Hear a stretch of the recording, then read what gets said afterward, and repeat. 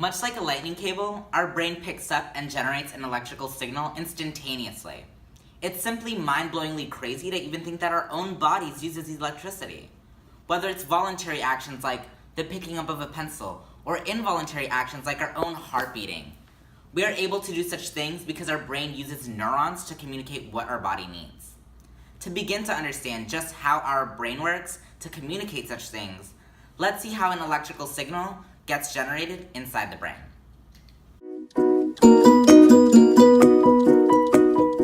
Our brain's communication begins with the trillions of brain cells we call neurons.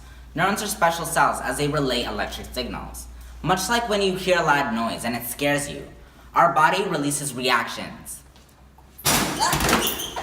And there's a simple 3-step process to help us think of how these reactions occur in our body.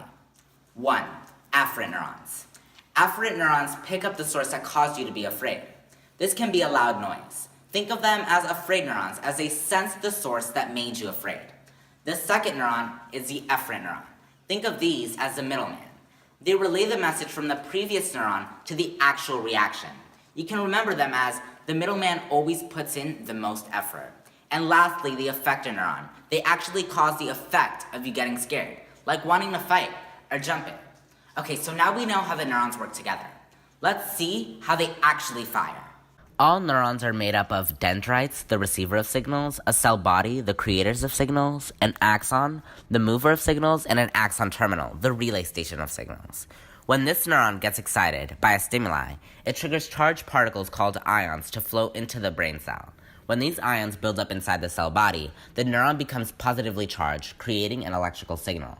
Now this signal travels down the axon at approximately 119 meters per second, which explains why a reflex is so fast. And when it arrives to the axon terminal, the terminal can pass a message onto another cell.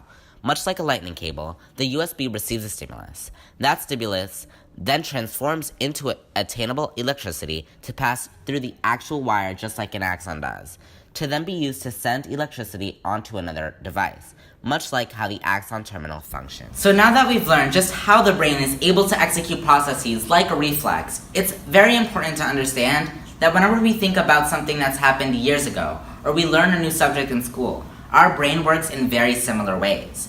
And though science hasn't been able to understand which specific neuron does which action, working with the brain has constantly reminded theorists, scientists alike, that the brain is a mystery and that science is a process. So just remember, keep those neurons firing.